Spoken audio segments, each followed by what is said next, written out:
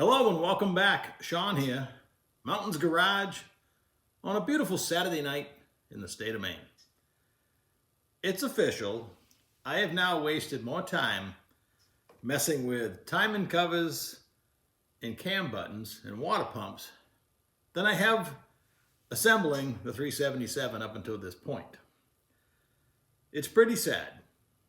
I'm working on what once was the most popular engine on the planet, and it's still probably in second place. If it's behind the LS, I'm not sure, but let's just say it's really popular. So what's going on? Well, I'm putting in a roller camshaft.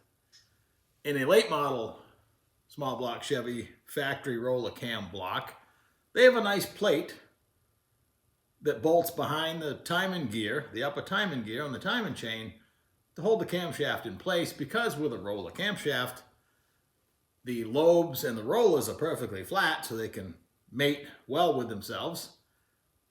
So there's nothing to stop the camshaft from being driven forward by the distributor and the oil pump and the helical cut gear.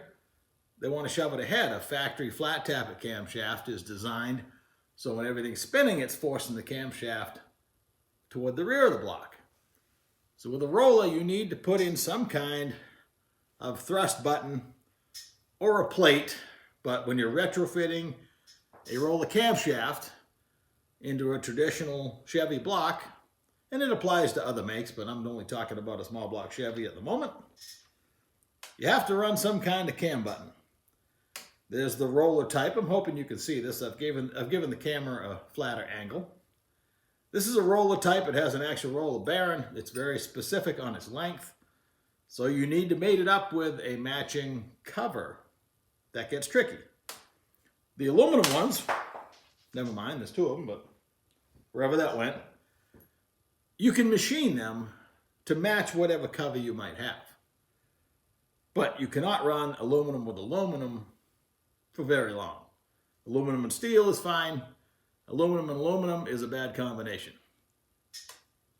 The composite or nylon is the hot setup, according to the internet anyway. Easily machined and shaped, and it pretty much will run on any type of cover and should last a long time. I'm not sure I trust the little bearing. I've run them in the past. This one's been run.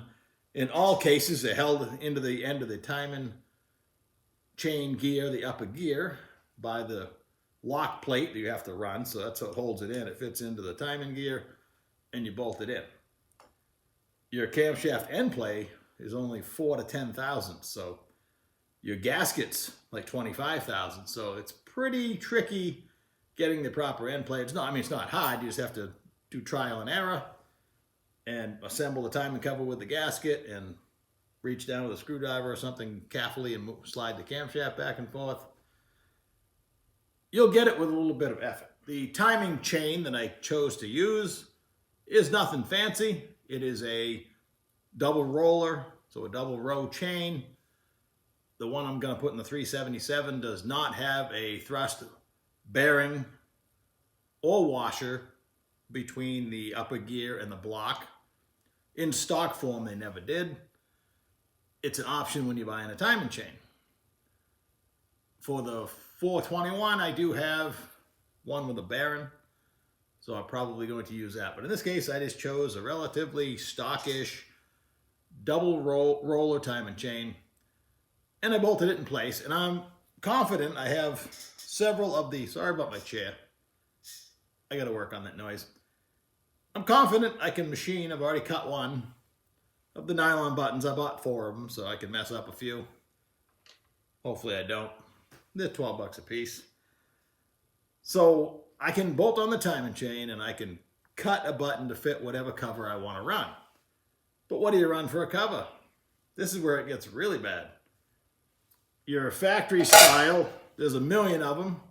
Typically they had the timing pointer sometimes welded on here. Other ones bolt to the 2 bolts right here.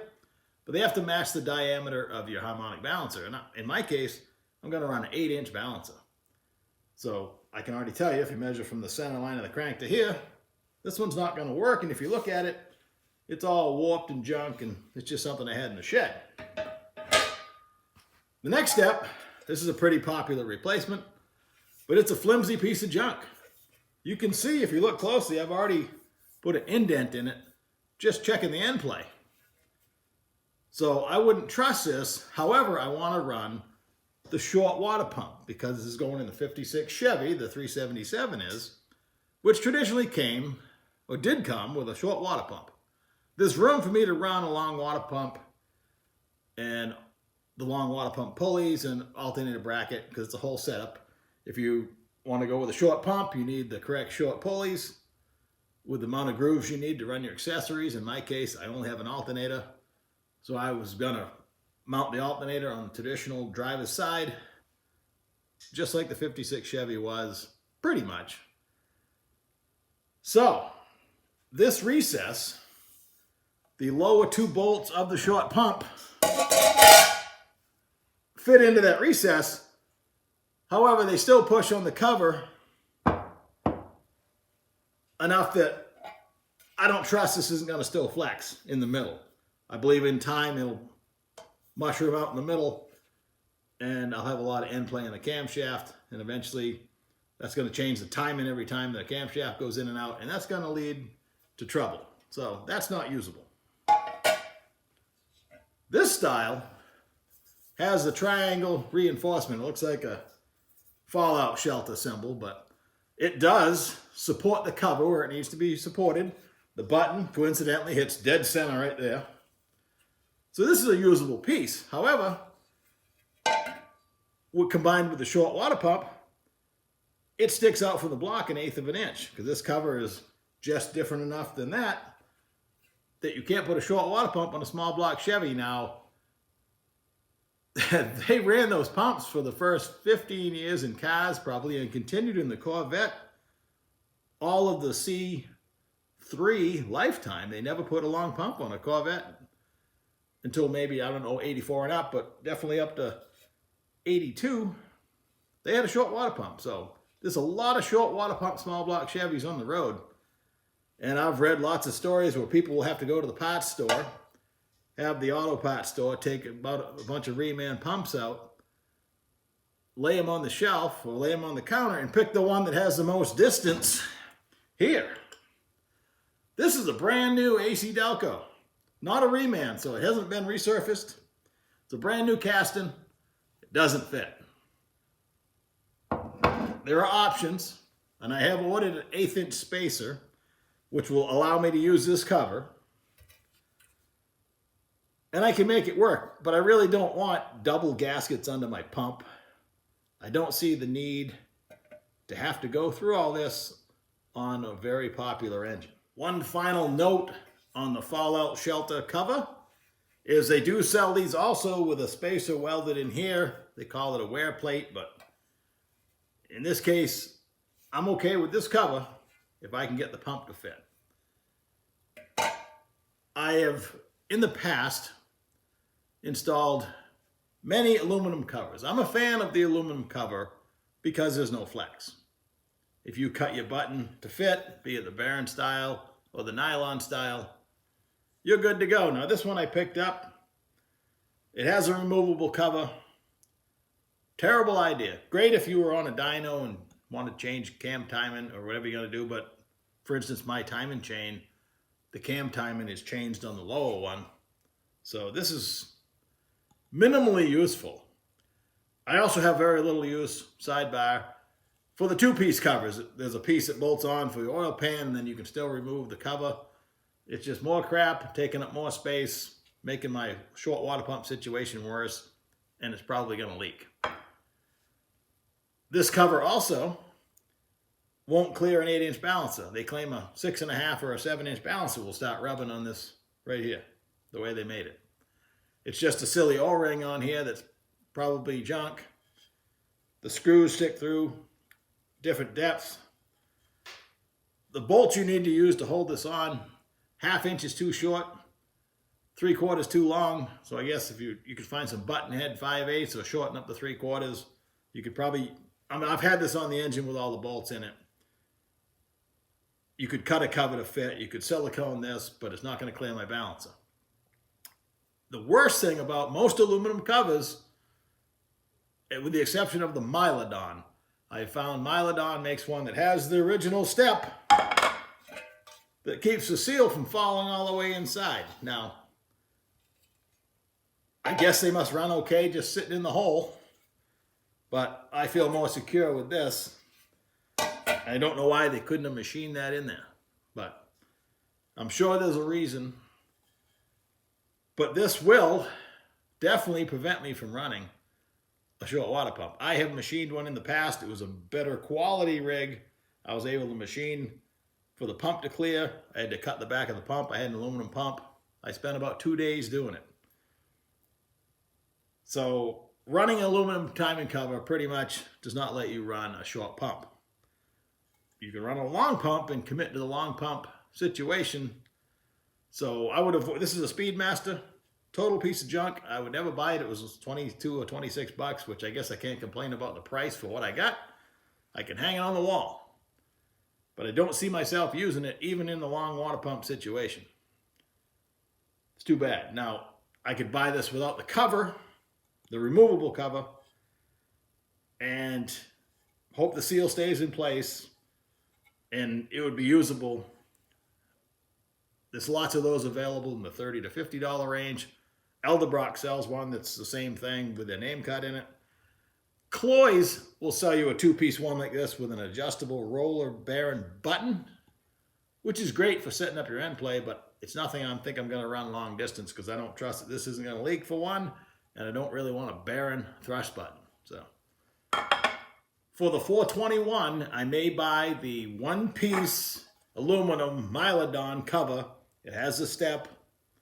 I'm going to run a long water pump on that engine, so I may spend the $140, $50 for the Mylodon one and set up my roller camshaft for the 421 with that. For the 377, I want it to go a long time. That's why I don't trust that tiny bearing in the roller thrust bearing. So I'm going to run the nylon button. I'm going to make this cover fit. Guess I'll use the 1/8 inch spacers. The cover is right here, so my cover can't flex. It has the reinforcement for the indentation, and the cover itself physically can't go anywhere. So I think it'll be a winning combination. But wow, it's really disappointing. I spent a lot of time shopping for every cover that I could find. I said that Cloy's is close. If you were drag racing, it'd be easy to adjust the roller button that it comes with. It still doesn't have the shelf with the seal to stop, but I guess that's not a deal breaker. I just don't like that. So the Mylodon cover looks like a winner. If you're buying that one, be careful because they also sell one if you have a big block Chevy crank snout on your small block balancer, like you have a blower. They have a cover for that as well. So if you're buying one for strictly a small block like I am, make sure it's small block seal size. So if you weren't running a water pump and you had, for instance, like a mechanical fuel injection fuel pump right here, you would use that to also set your camshaft thrust, and that'd be a winning combination. You could find an old cool timing cover that has all that functioning. Again, it didn't need a water pump. That'd be an option. I know they make kits to raise the water pump up, to clear stuff like that. Lots of sprint car stuff. They run some pretty exotic stuff. So it is a small block Chevy, and somebody's done it. So that's my story for a Saturday night. I received some more engine parts this week. I had ordered 3 sets of main and rod bearings, and I got 7 sets of rod bearings. And eventually, after calling the guy that kept sending them to me, I got 3 sets of main bearings. So on a happy note, the small block Chevy large journal rod bearing is the same bearing that's used in the LS engine. So that will transfer right over. So I don't mind having a few sets of those. Not going to be the end of the world. So I hope you're up there doing something. I feel like I haven't accomplished anything in 2 or 3 days other than dragging more stuff home and fighting with this stuff. But it's all part of the process. And I still haven't checked, the actual cam timing with the degree wheel. I just wanted to, Tuesday or Wednesday, I was just going to bolt my timing chain on, and I figured I should just see how the buttons and covers are going to work out. And well, here we are, Saturday night, still talking about it. So have a great weekend, whatever's left of it. Talk to you soon.